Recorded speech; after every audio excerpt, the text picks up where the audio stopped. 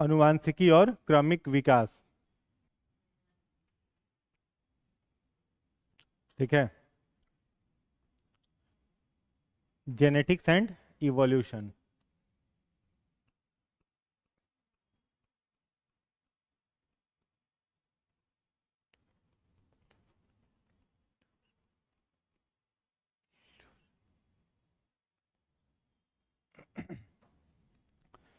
तो जेनेटिक्स को क्या डिफाइन किया जाएगा? जेनेटिक्स किसे कहते हैं बताइए? ब्रांच ऑफ बायोलॉजी में हमने पढ़ाया था ना, जेनेटिक्स की का डेफिनेशन क्या होता है? हम्म जेनेटिक्स को डिफाइन अगर किया जाए तो कहेंगे, लिखिएगा, जीव विज्ञान की शाखा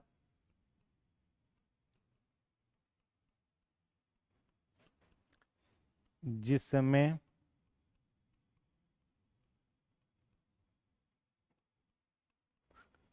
अनुवांशिक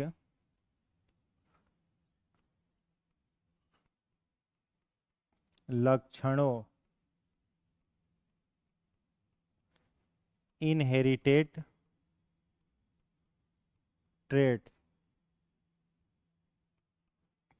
का अध्ययन किया जाता है।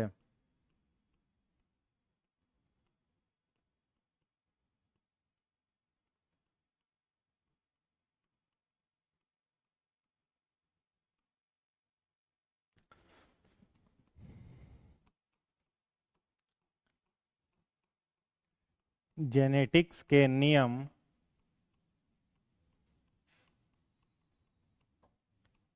सिर्फ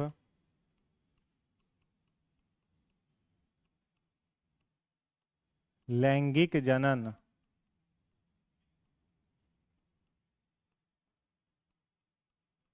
ब्रैकेट में लिखिएगा सेक्सुअल रिप्रोडक्शन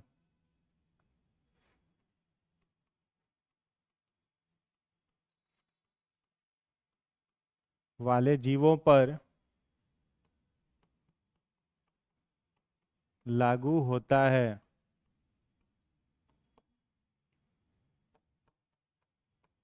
गुण यानी ट्रेट्स का स्थानांतरण गुणसूत्रों, क्रोमोसोम द्वारा होता है।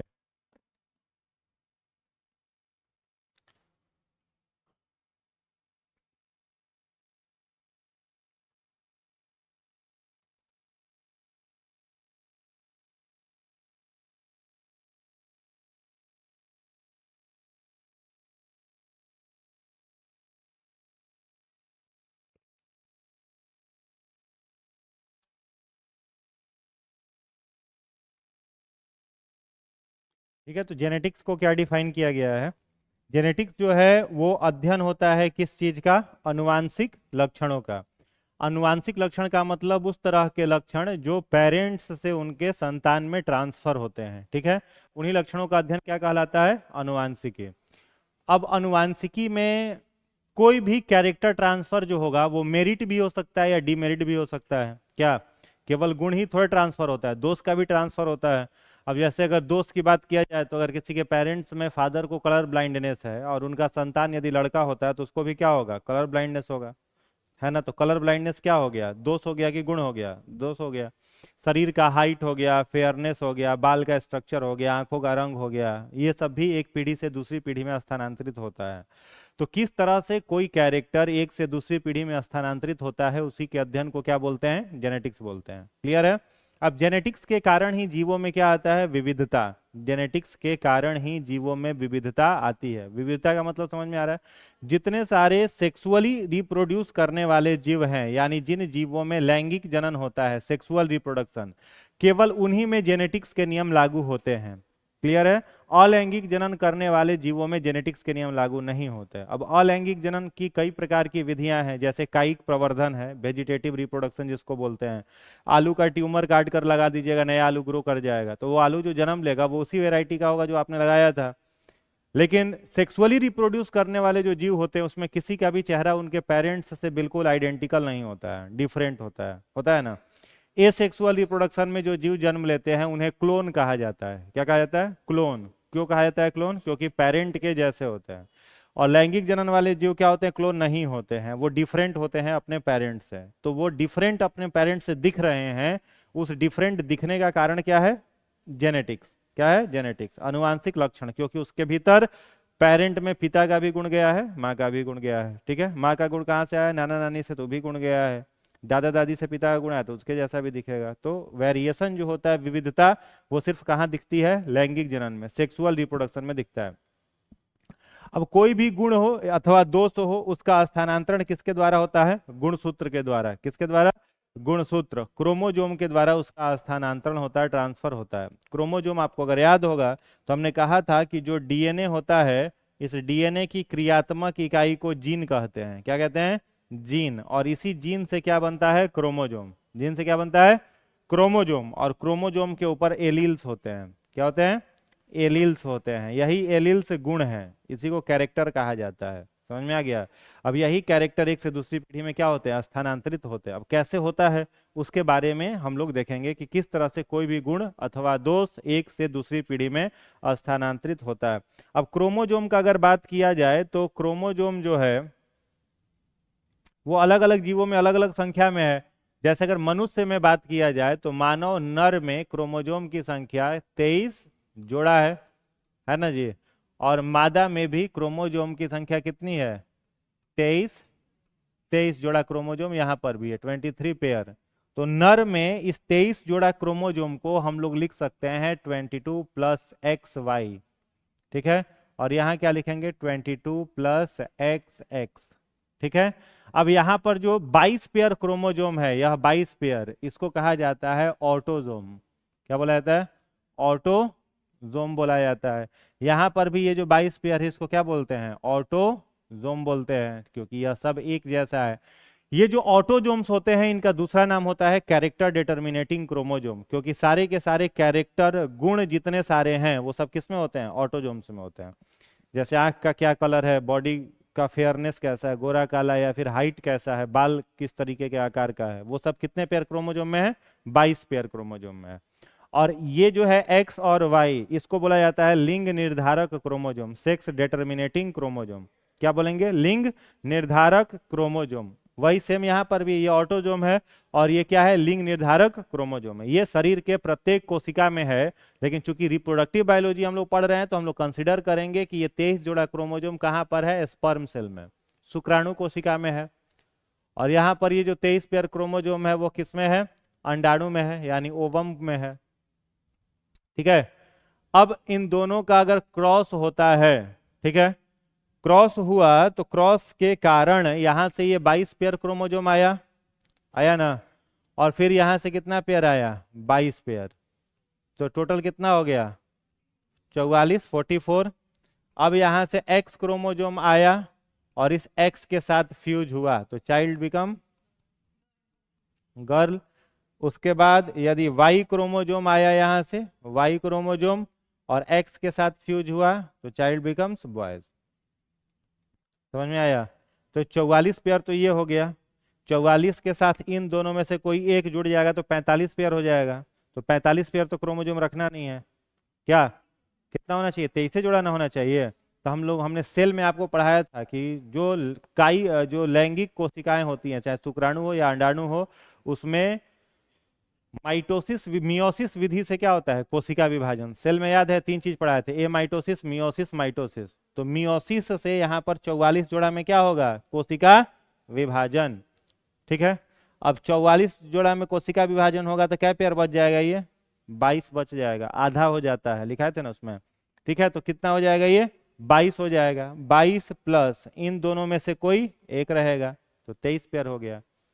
ठीक है, तो पूछा जाए कि सेक्स डिटर्मिनेशन के लिए, लिंग निर्धारण करने के लिए पिता का क्रोमोजोम रिस्पॉन्सिबल है कि माँ का? पिता का क्रोमोजोम रिस्पॉन्सिबल है, क्योंकि यहाँ पर क्या है? एक्स और वाई है। ठीक है, और यहाँ पर दोनों क्रोमोजोम कौन सा है? एक्स और एक्स है, इसलिए सेक्स डिटर्मिनेशन के लिए रिस्पॉन्सिबल पिता का क्रोमोजोम होता है। बात आई समझ में? क्लियर है ना? अब ये जो 22 पेयर ये यहाँ पर ये जो क्रोमोजोम आया, इसमें बच्चे के अंदर पिता का भी गुण होगा और माँ का भी गुण होगा, तो वो दोनों की तरह ही दिखाई देगा। नाक पिता पर गया होगा, आंख का रंग माँ पर जा सकता है, बॉडी का कलर पिता पर जा सकता है, हाइट माँ पर जा सकता है क्या। तो इसमें दोनों का कैरेक्टर है। पिता का कैरेक्टर कहाँ से आया है, नाना नानी से आया है, दादा दादी से। तो दादा दादी की तरह दिखेगा कि नहीं दिखेगा, दिखेगा। चाचा फुआ की तरह दिख सकता है क्या, चाचा और फुआ की तरह भी दिख सकता है, नहीं दिख सकता है। चाची फूफा की तरह दिखेगा नहीं दिखेगा। नाना नानी की तरह दिखेगा, मामा मौसी की तरह दिखेगा, मामा और मौसी की तरह दिखेगा ना, मौसा की तरह नहीं दिखेगा। ठीक है, तो कैरेक्टर इसी तरीके से क्या होते हैं, स्थानांतरित होते हैं, ट्रांसफर होते हैं, और इसी के अध्ययन को क्या बोला जाता है, जेनेटिक्स बोला जाता है। बात समझ में आया, क्लियर हो गया, इसमें कोई दिक्कत।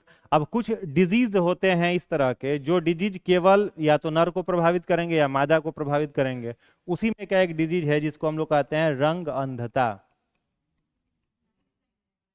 रंग माने नाइट होता है, कलर ब्लाइंडनेस, कलर ब्लाइंडनेस, ठीक है, रंग अंधता।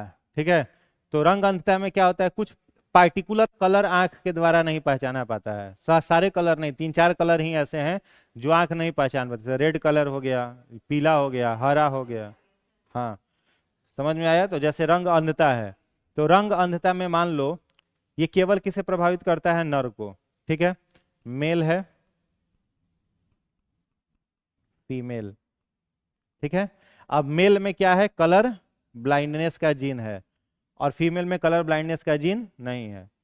इन दोनों से जो संतान जन्म लिया, यदि वो संतान लड़की जन्म लेगी, ठीक है, तो उसके अंदर कलर ब्लाइंडनेस का जीन जाएगा, लेकिन रिसेसिव रूप में जाएगा, प्रभावी उसको नहीं करेगा।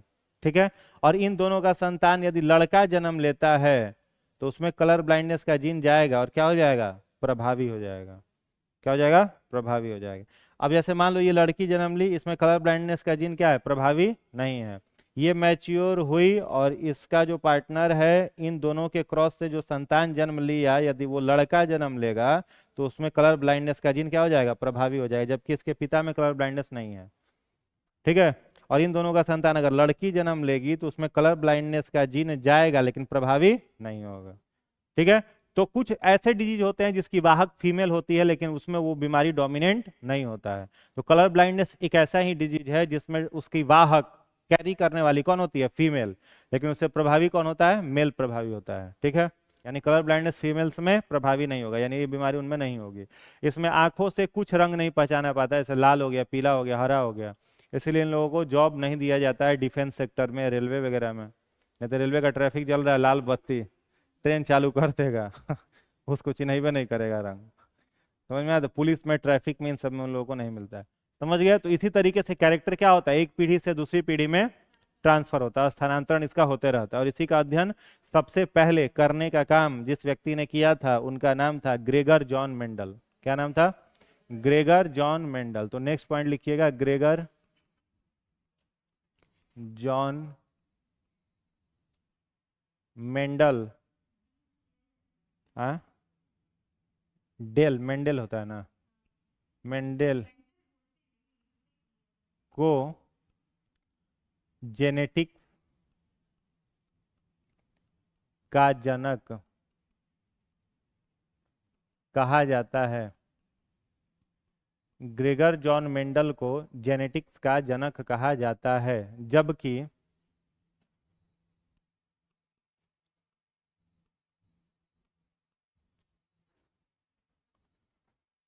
जेनेटिक्स शब्द का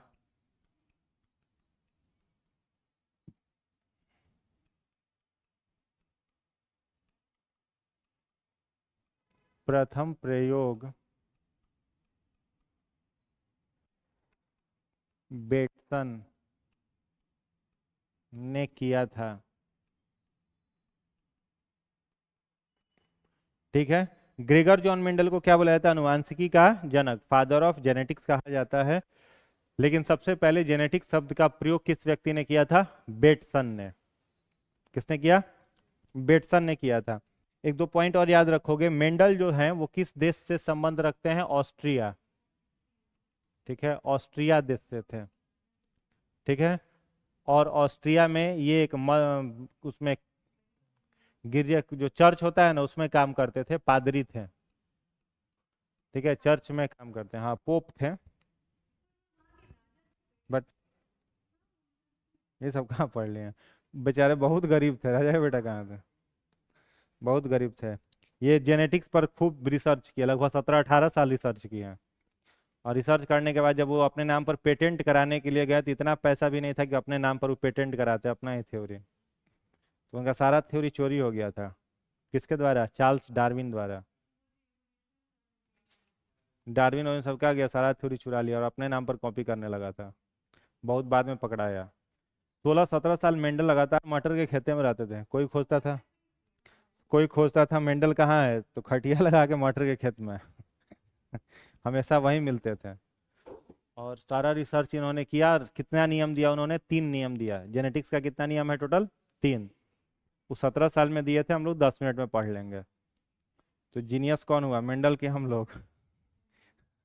ठीक है, तो ग्रेगर जॉन मेंडल को जेनेटिक्स का फादर बोला जाता है। कौन सा शब्द दिया इन्होंने? शब्द जेनेटिक्स किसने दिया? बेटसन ने। एक और पॉइंट लिख लो, मेंडल ने अपना रिसर्च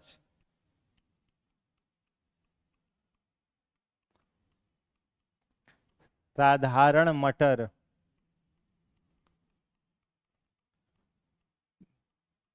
पाइसम सेटाइवम पर किया था। मेंडल ने अपना रिसर्च साधारण मटर पाइसम सटाइवम पर किया था। ठीक है। मटर के पौधे का बोटेनिकल नेम होता है क्या? Pisum sativum. इसी पर इन्होंने रिसर्च किया था। पूछा जाता है कि मटर का पौधा ही मेंडल ने क्यों चुना, तो इसके पीछे मुख्य 2 कारण थे। पहला कारण था कि मटर का फसल बहुत जल्दी तैयार हो जाता है, 2.5 से 3 महीना में फसल तैयार हो जाता है। अब बरगद पर रिसर्च करते हैं तो जन्म बीत जाता है आम पर रिसर्च करते हैं 20 साल में पेड़ बड़ा होता है। तो कुछ ऐसा पौधा चाहिए था जो कि जल्दी तैयार हो जाए, तो सबसे कम समय में तैयार होने वाला फसल मटर। दूसरा कारण था इजी टू ऑब्जर्वेशन। कोई भी मटर के पौधा में चेंज अगर आएगा तो ऑब्जर्व करना क्या होगा? आसान होगा। बीज में रंग में बदलेगा या बीज का शेप बदलेगा तो उसको देख के पता चल जाएगा, या पौधे में कोई दिक्कत आएगी तो देख के पता चल जाएगा। तो रिसर्च का ऑब्जर्वेशन करने में आसानी थी और फसल जल्दी तैयार हो जाती थी। इन 2 कारणों से मेंडल ने किसका चयन किया? मटर के पौधे का चयन किया। अगला पॉइंट लिखिएगा। मेंडल के अनुवांशिकी के 3 नियम हैं। मेंडल के अनुवांशिकी के 3 नियम हैं। अनुवांशिकी के 3 नियम हैं। पहला पहला लिखिएगा, लॉ ऑफ डोमिनेंस।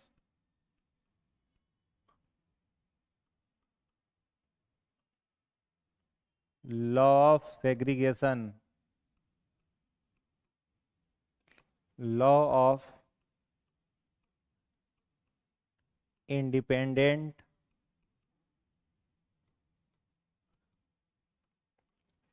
असॉर्टमेंट। इसका हिंदी नाम है पहला प्रभाविता का नियम।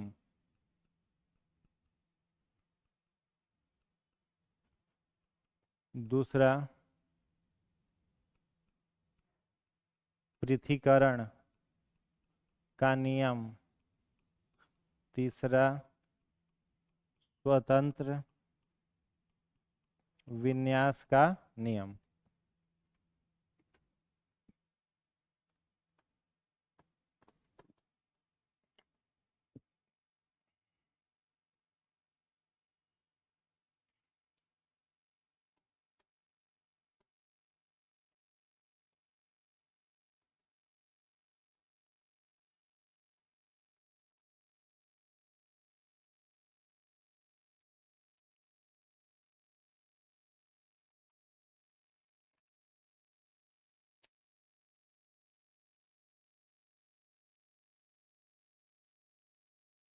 हो गया।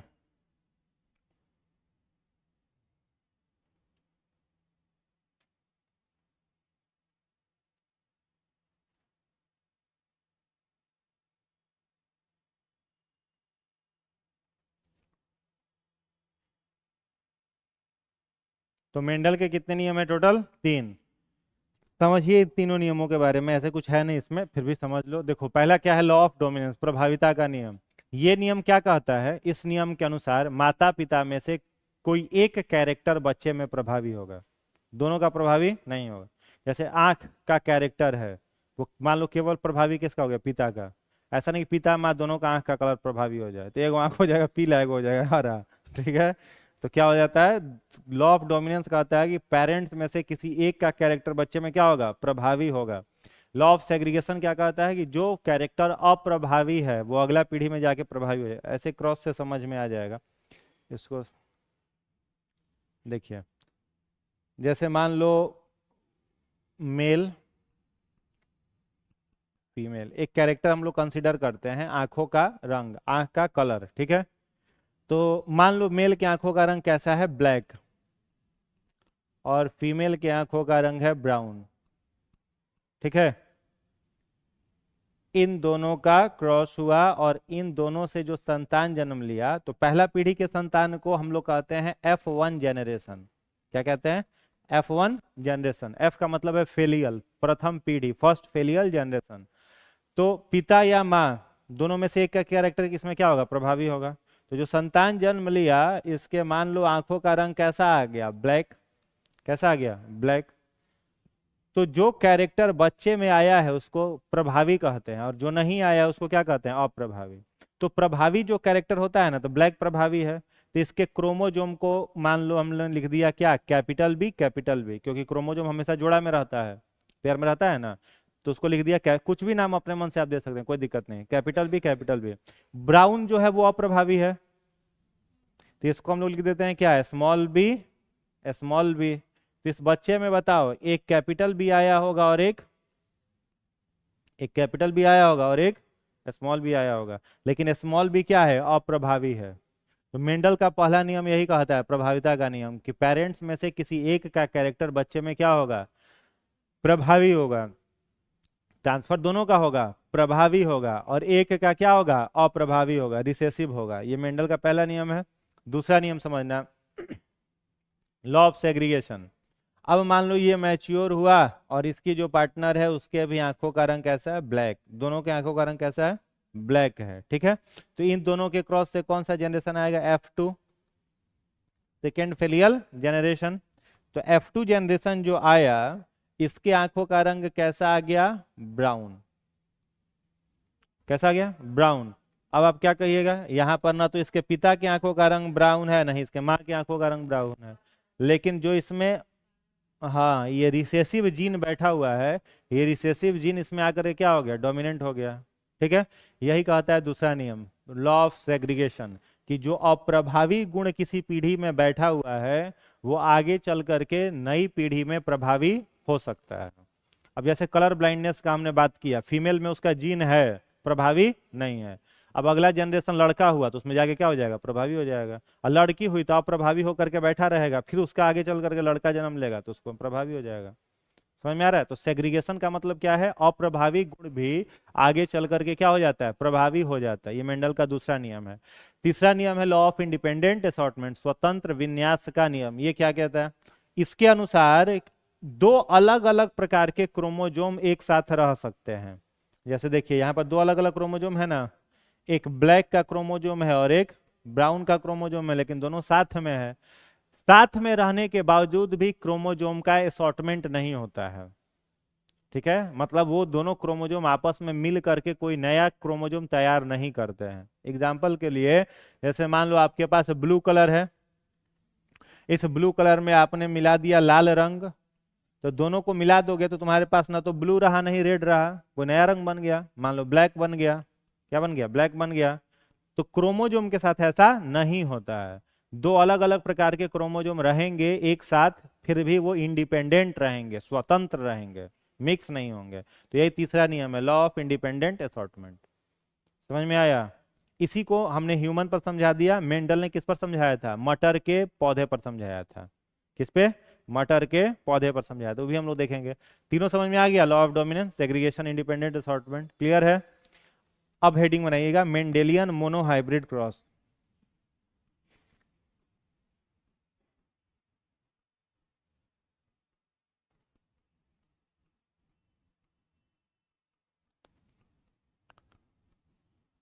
मेंडेलियन मोनोहाइब्रिड क्रॉस,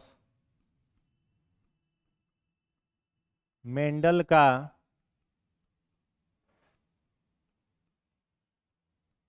एक संकर क्रॉस, मेंडल का एक संकर क्रॉस।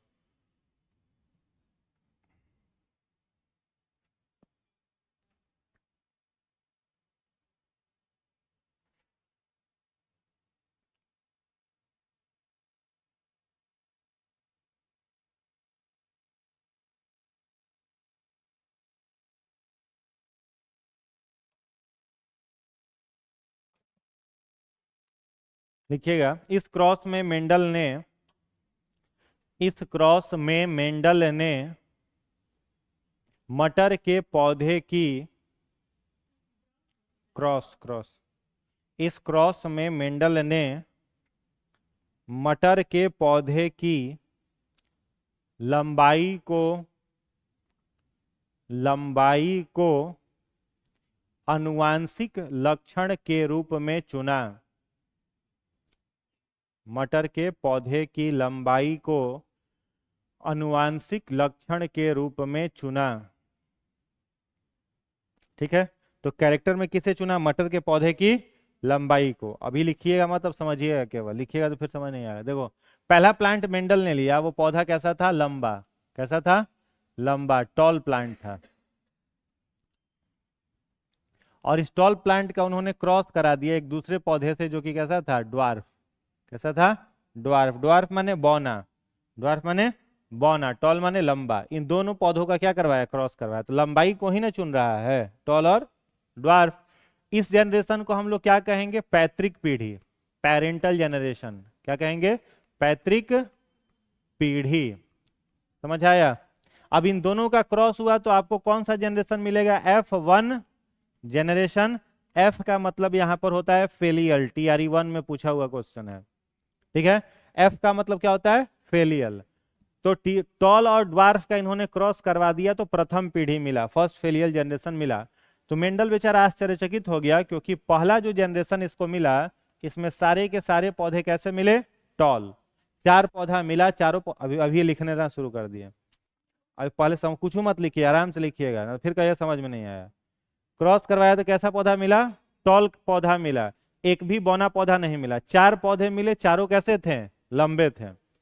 यहीं पर मेंडल ने अपना पहला नियम दिया। कौन सा नियम दिया? पहला नियम law of dominance.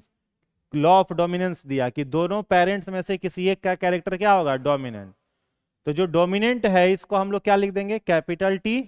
Capital T क्या? और जो रिसेसिव है इसको क्या लिख देंगे? Small T. Small T. तो ये इस वाले पौधे में एक टी कैसा आया होगा? कैपिटल, और एक टी स्मॉल। तो ये प्लांट ओरिजिनल है कि हाइब्रिड है? हाइब्रिड है। क्या दोनों का गुण मिला हुआ था? हाइब्रिड है।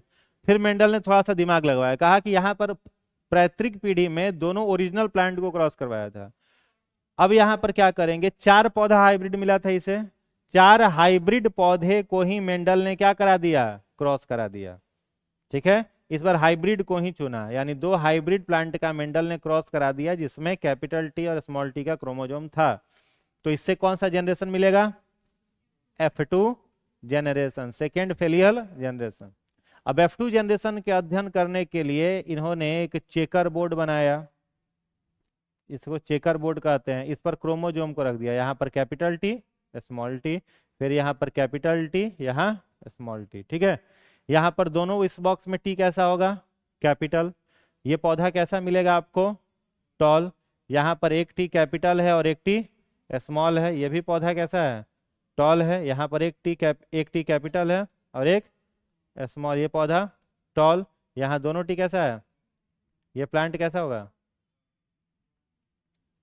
तो जो ड्वार्फ पौधा नहीं मिला था पहला पीढ़ी में, वो आगे चल के मिल गया, यानी जो अप्रभावी गुण है वो इस पीढ़ी में आके क्या हो गया? प्रभावी हो गया। इससे मेंडल ने कौन सा नियम दिया अपना? दूसरा, लॉ ऑफ सेग्रीगेशन। ठीक है, और इसके बाद आ जाता है क्या? इंडिपेंडेंट असॉर्टमेंट का। तो मतलब 2 अलग अलग प्रकार के कैरेक्टर रह रहे हैं, मिल नहीं रहे हैं। अब इसके आधार पर 2 रेशियो निकाला जाता है। एक को कहते हैं हम लोग जीनोटाइप रेशियो, और एक को कहते हैं फिनोटाइप रेशियो। ठीक है, तो जीनोटाइप को कहेंगे जीन प्रारूप अनुपात, फिनोटाइप को कहेंगे लक्षण प्रारूप अनुपात। तो जीनोटाइप रेशियो इसका क्या होगा, तो इसमें कितने तरह के आपको जीन दिख रहे हैं, 3 तरह के दिख रहे हैं, capital T capital T, capital T small T, small T small T, यही 3 तरह का जीन दिख रहा है। तो कैपिटल टी कितनी बार आया है, एक बार, कैपिटल टी स्मॉल टी 2 बार, स्मॉल टी 1 बार। तो जीनोटाइप रेशियो 1:2:1। इसमें कैरेक्टर का कितना तरह का है, 2 तरह का, एक टॉल है और एक ड्वार्फ है। तो टॉल प्लांट कितने हैं, 3 ना, ड्वार्फ कितना है, 1, तो रेशियो 3:1। ठीक है, यही मेंडल का मोनोहाइब्रिड क्रॉस था। ठीक है, लिख लीजिए इसको।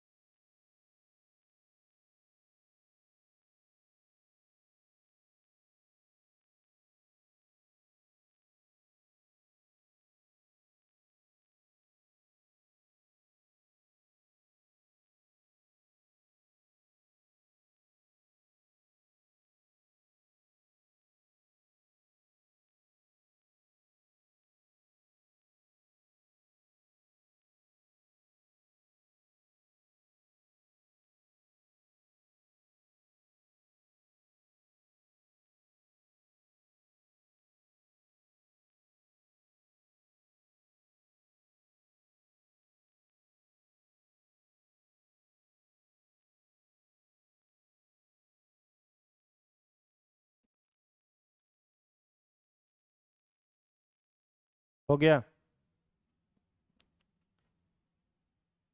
समझ में आ गया ना दोनों रेशियो। इसमें इतना कथा कहानी याद नहीं रखना है। जीनोटाइप रेशियो से क्वेश्चन पूछेगा तो क्या पूछेगा, पहला क्वेश्चन पूछेगा कि मेंडल ने एक संकर क्रॉस में मटर के पौधे के किस लक्षण को चुना था, तो लंबाई को, किसको चुना था, लंबाई को। दूसरा क्वेश्चन पूछेगा कि एक संकर क्रॉस का जीनोटाइप रेशियो बताइए, तो 1:2:1। एक संकर क्रॉस का फिनोटाइप रेशियो बताइए, 3:1। बस यही 3 चीज याद रखना है, सब क्रॉस व्रॉस का कोई मतलब ही नहीं है, वो कैसे आया है बस इसलिए बताना पड़ा। ठीक है, चलिए नेक्स्ट अगला हेडिंग बनाइएगा, मेंडल का द्विसंकर cross, Mendelian dihybrid cross. Mendel का द्विसंकर क्रॉस, अंग्रेजी में कहेंगे Mendelian dihybrid cross.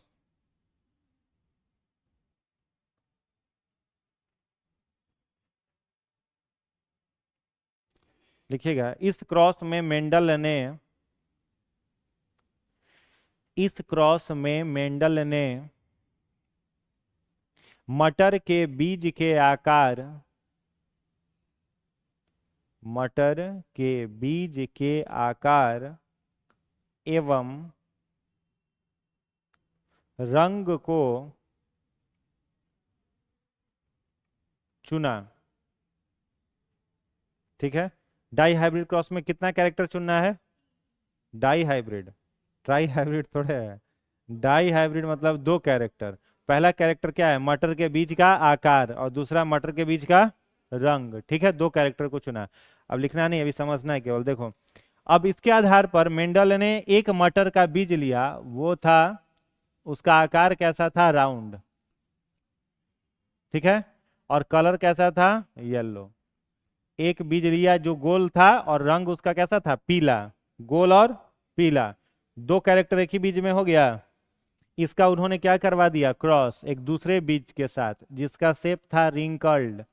Wrinkled माने झुरीदार, टेढ़ा मेढ़ा, और जो बीज टेढ़ा मेढ़ा था उसका रंग कैसा था? ग्रीन। तो दो अलग अलग बीज का क्या करवाया? क्रॉस। और एक बीज में कितने कैरेक्टर? दो कैरेक्टर। इस पीढ़ी को आप क्या कहोगे? पैतृक पीढ़ी कहोगे ना? पेरेंटल जनरेशन, पैतृक पीढ़ी जो कि ओरिजिनल है। इन दोनों का क्रॉस हो रहा है तो कौन सा जनरेशन मिलेगा आपको?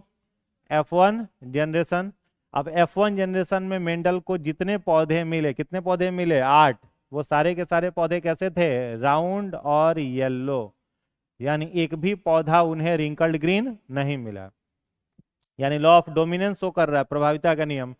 इसके आधार पर फिर इसका हम लोग क्रोमोजोम का नाम रख लेते हैं। राउंड को क्या कहेंगे? Capital R, capital R. Yellow को क्या लिखेंगे? Capital Y, capital Y. Wrinkled को क्या लिखेंगे? Small R, small R. Green को क्या लिखेंगे? Small Y, small Y. ठीक है, अब यहां पर जो क्रोमोजोम आया होगा, एक आर यहां से कैपिटल आएगा, एक आर बताओ कैपिटल, एक आर, एक वाई, एक वाई स्मॉल। ये ओरिजिनल सीड है कि हाइब्रिड सीड है? हाइब्रिड। अब मेंडल ने क्या किया? वही काम जो उसमें किया था मोनो हाइब्रिड में, दो हाइब्रिड बीज का क्या करा दिया? क्रॉस। ओरिजिनल बीज का नहीं कराया, हाइब्रिड का क्रॉस करा दिया। ठीक है, तो इन दोनों बीज का क्रॉस कराओगे तो कौन सा जनरेशन मिलेगा आपको? F2 जनरेशन, सेकेंड फेलियल जनरेशन मिलेगा ना। अब F2 जनरेशन के अध्ययन करने के लिए चेकर बोर्ड बनाना पड़ेगा। चेकर बोर्ड में 4 इधर से 4 इधर से, यानी कितने बॉक्स? 16 बॉक्स। कितने बॉक्स हो जाएगा? 16 बॉक्स हो जाएगा। 16 बॉक्स में हम लोगों को कितना क्रोमोजोम चाहिए? 8 क्रोमोजोम, 4 हॉरिजेंटली 4 वर्टिकली। तो इससे कितना क्रोमोजोम बनेगा बताओ? कितना तरह का क्रोमोजोम इससे बन सकता है? 4 बन सकता है ना। एक क्या बनेगा? कैपिटल आर, और एक कैपिटल बनेगा। एक क्या बनेगा? Small R. हाँ, पहले कैपिटल का ही मामला निपटा देते हैं। कैपिटल आर, कैपिटल वाई, फिर capital R, small Y, small R, capital Y, small R. और तो कोई बनेगा नहीं, मैक्सिमम यही 4 बनेगा। तो 4 क्रोमोजोम बन गया। अब इस चारों क्रोमोजोम को हम लोग रखेंगे कहाँ? चेकर बोर्ड में।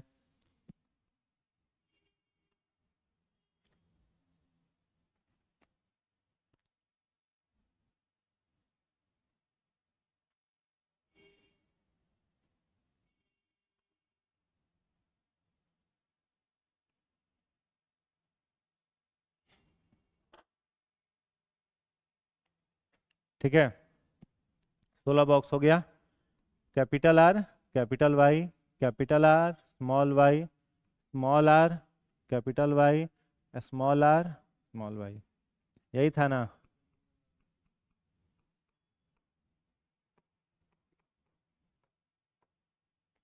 अब इस बॉक्स को क्या करना है? भरना है। बताइए, यहां दोनों आर कैसा है? दोनों वाई कैसा है? प्लांट कैसा होगा? राउंड और येलो कलर का होगा। यहां बताइए, capital R, capital R, capital Y, small Y, कैसा होगा? राउंड और येलो होगा। यहां पर बताइए, capital R, small R, capital Y, capital Y, round और yellow. Capital R, small R, capital Y, small Y, round yellow, capital R capital Y small Y, ये भी राउंड और yellow, capital R small Y. बोलो। Yellow कैसे हो जाएगा, Y capital है वहाँ। हाँ तो राउंड और ग्रीन। रिंकल्ड कैसे, कैपिटल आर, राउंड हो गया, और स्मॉल वाई का मतलब ग्रीन हो गया, राउंड और ग्रीन। यहां पर बताइए, capital R capital Y small Y, ये कैसा होगा। बस ध्यान से आपको देखना है किसको, पहला को और तीसरा को, ठीक है, पता चल जाएगा।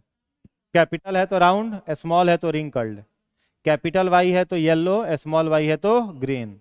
ठीक है, चलिए यहां बताइए, capital R small Y, round और ग्रीन हो जाएगा। इसको बताओ, R capital Y, round yellow, R capital Y, ये कैसा होगा, राउंड और येलो हो जाएगा। यहां पर बताइए, स्मॉल आर कैपिटल वाई, हाँ, रिंकल्ड येलो, ठीक है। उसके बाद यहाँ बताइए, small R capital Y small Y, wrinkled और येलो हो जाएगा। यहाँ बताइए, R capital Y small Y, round और येलो कलर हो जाएगा। इसका बताओ, आर स्मॉल वाई, राउंड और green, small R capital Y small Y, wrinkled yellow हो जाएगा। स्मॉल वाई, रिंकल्ड और ग्रीन। तो रिंकल्ड और ग्रीन लास्ट में आ गया एक बीज, मतलब क्या बता रहा है ये, लॉ ऑफ सेग्रीगेशन। जो कैरेक्टर नहीं मिला था वो मिल गया ना, रिंकल्ड और ग्रीन। अब इसके आधार पर कितना रेशियो निकलेगा, वही दो रेशियो। पहला रेशियो कौन सा, हम्म, हाँ, पहला रेशियो मिलेगा जीनोटाइपिक रेशियो,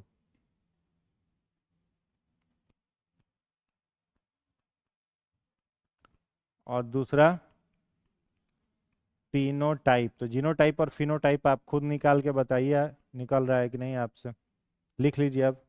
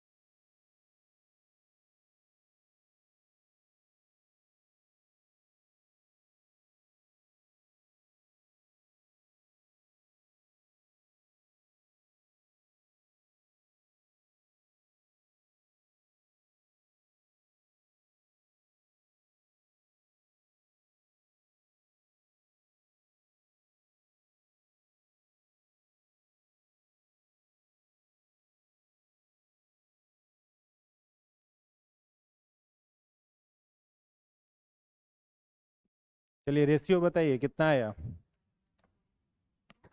रेशियो बताइए।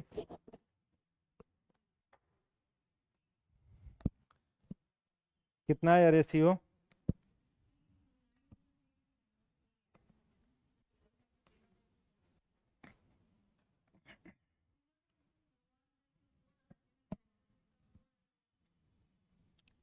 जीनोटाइप 1:4। वो जीनोटाइप है, कैरेक्टर एक एक को काउंट करना है आपको। एक एक को मतलब capital R capital R capital Y capital Y, ये सब बॉक्स में मिलाओ कितना जगह आया है। हाँ, ये वाला जीन जो लिखा हुआ है, दोनों आर कैपिटल दोनों वाई कैपिटल, सब बॉक्स में गिनना है कि कितना बार आया है। तो सब बॉक्स, तो एक बार है तो क्या लिखेंगे? 1। क्या लिखेंगे? 1 लिख देते हैं।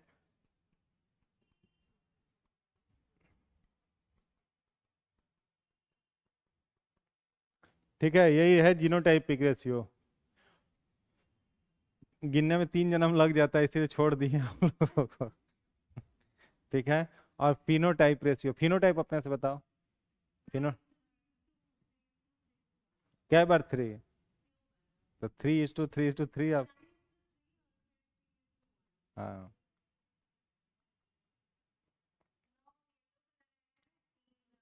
रिंकल्ड या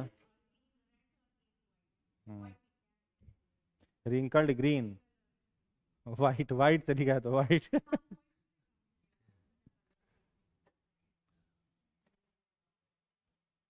जोड़ने पर 16 आ जा रहा है ना, रेशियो जोड़ने, रेशियो जोड़ने, रेशियो जोड़ने पे। हम्म, रेशियो ही तो पूछेगा, बाकी चीज थोड़े इसमें कुछ है। अब पूछा हुआ है, पूछेगा क्या, TRE 2 में भी पूछा है। इसको काउंट किए हैं सारे बॉक्स में, तो ये जो है ना, हाँ सब जीन को काउंट किया, तो ये सब बॉक्स में खोजे हैं तो एक बार आया है। फिर कैपिटल आर यहाँ पर देखो स्मॉल वाई आ गया तो ये अलग हो गया। इसको सब में खोजे हैं तो 2 जगह आया है। फिर इसको खोजे हैं तो 1 जगह, ऐसे करके खोजा गया है। कैरेक्टर है। हम्म। कोई डाउट किन्हीं को तो बताइए, कोई डाउट नहीं ना? नहीं ना, कोई डाउट? आगे बढ़ा जाए, नेक्स्ट हेडिंग बनाइएगा, इवोल्यूशन।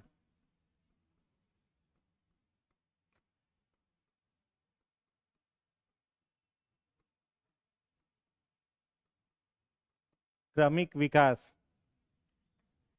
क्रमिक विकास, इसमें डैश देकर के लिखिएगा।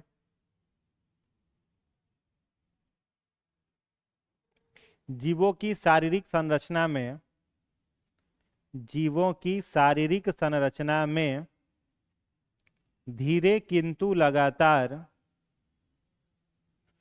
धीरे किंतु लगातार हो रहे बदलाव को, धीरे किंतु लगातार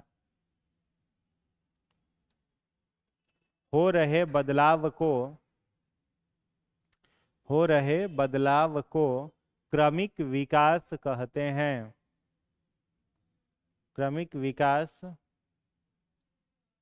कहते हैं। हो गया। क्रमिक विकास किसे कहा जाता है? कोई भी जीव है, जैसे मान लो हम लोग ह्यूमन है, अभी से पहले क्या थे? होमोसेपियन। अभी होमोसेपियन है ना, अभी से पहले क्या थे? Cro-Magnon app. क्रोमैग्नन एप के पहले कुछ और थे, प्री निएंडरथल, निएंडरथल, रामापेंथिकस। ये सब कौन था? मनुष्य था ना। शुरू कहाँ से हुआ था? रामापेंथिकस से।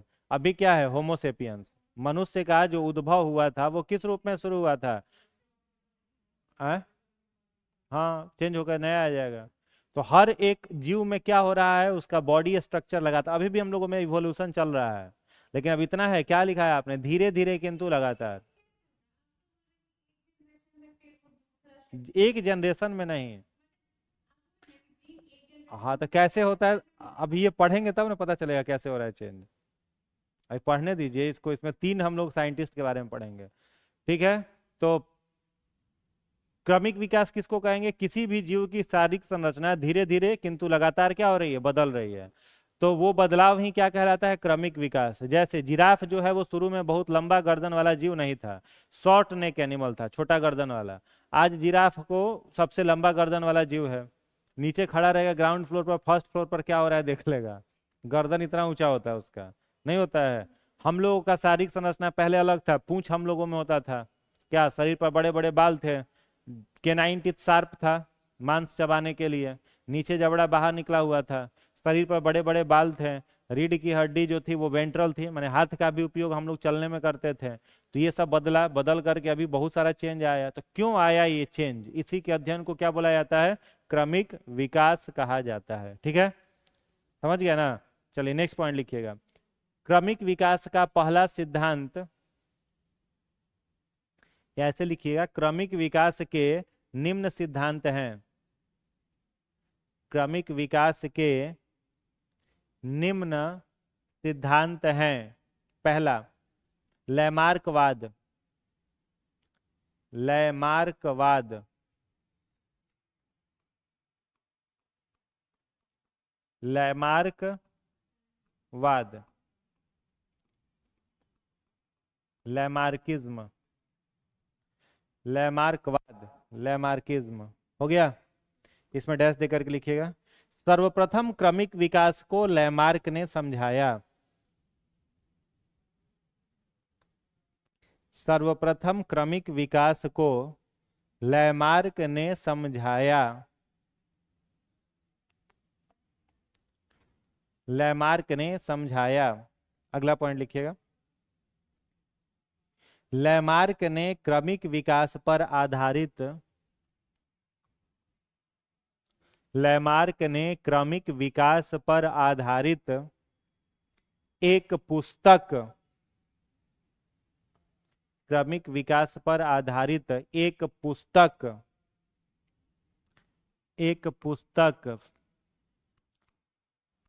फिलोसोफी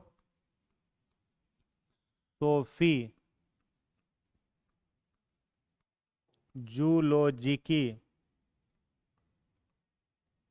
फिलोसोफी जूलॉजिकी,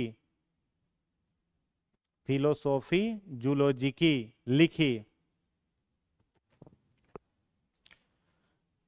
अगला पॉइंट, लैमार्क ने क्रमिक विकास का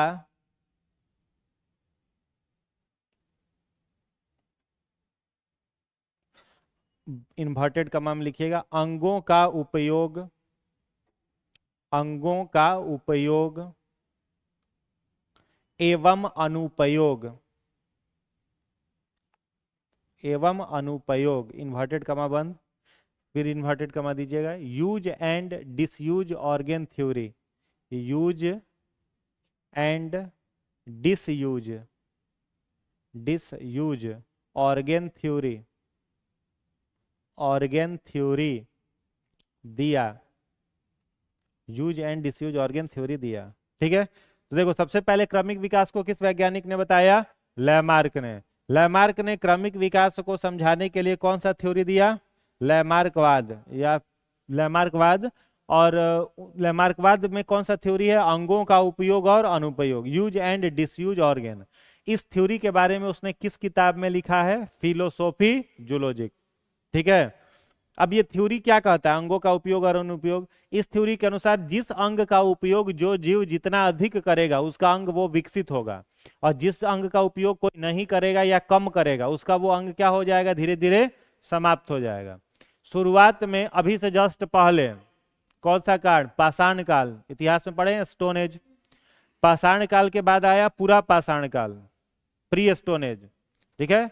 तो पूरा पाषाण काल में क्या देखने को मिलता है? आग का आविष्कार कब हुआ था? पूरा पाषाण काल में। उसके पहले तो आग के बारे में मालूम भी नहीं था। तो हम लोग जो थे उस समय भी थे, पूरा का पाषाण काल में थे, लेकिन किस रूप में थे? Crow Magnon. किस रूप में हम लोग थे? क्रो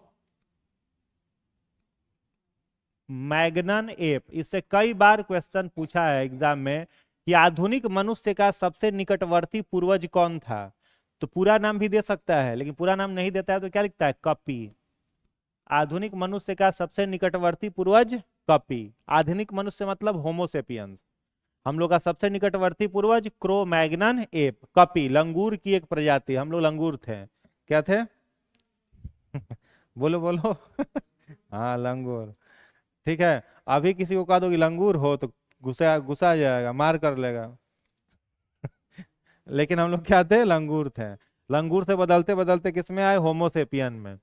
तो लंगूर हम लोग थे, उससे होमोसेपियन में बदले, तो क्यों बदले, तो लैमार्क ने इसी थ्योरी से समझाया, यूज एंड डिसयूज ऑर्गन। अब ये कपी जो है ये कैसा था, हायर कार्निवोरस, उच्च मांसाहारी। क्यों? क्योंकि उस समय खेती होता नहीं था, कोई जानवर को मारता था। स्टोन एज में हथियार किससे बनता था, पत्थर का, पत्थर को नुकीला करके, तो पत्थर का हथियार बनाता था। कोई सियार वयार गया उसको मार दिया, मार करके उसको कच्चा क्या करता था, खा जाता था। अब कच्चा खाता था तो दांत का मेहनत ज्यादा पड़ता होगा कि कम पड़ता होगा, ज्यादा पड़ता होगा। तो ये दांत कैसा था, शार्प था, केनाइन टीथ बाहर निकला हुआ था, जैसे शेर में दिखेगा, चीते में दिखेगा, वैसा हम लोगों का भी था। ठीक है, हम लोग कहाँ पर रहते थे, पेड़ पर। जमीन पर नहीं रह सकते हैं, जमीन पर रहोगे कोई जानवर आके मार देगा। कहाँ रहते थे, पेड़ पर। तो पेड़ पर रहते थे तो चलने के लिए क्या चाहिए, अगर पेड़ पर कहीं खड़ा होकर सीधा चलो तो चल लोगे, ऐसे चल के पकड़ के चलना पड़ेगा हाथ और पैर दोनों से। तो हम लोग का रीढ़ का हड्डी वेंट्रल था, चिपटा था, इसलिए हाथ का भी उपयोग हम लोग किसमें करते थे, चलने में। पेड़ पर कोई जानवर अगर रहेगा तो उसको उसके बॉडी को बैलेंस करने के लिए क्या चाहिए, पूंछ। पूंछ क्या काम करता है, बॉडी बैलेंस करता है। तो हम लोगों के पास पूंछ था, पूंछ था। इसका वैज्ञानिक प्रमाण आज भी है। हम लोगों की कमर की जो सबसे निचली हड्डी है, वर्टिब्रल कॉलम का सबसे ऊपरी हड्डी आकर के हो जाता है किस में, इसको बोला जाता है, दिमाग से निकल गया।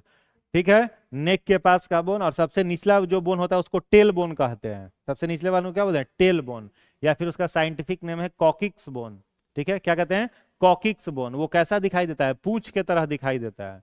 वो आज भी बताता है कि हम लोगों के पास क्या होता था, पूंछ होता था।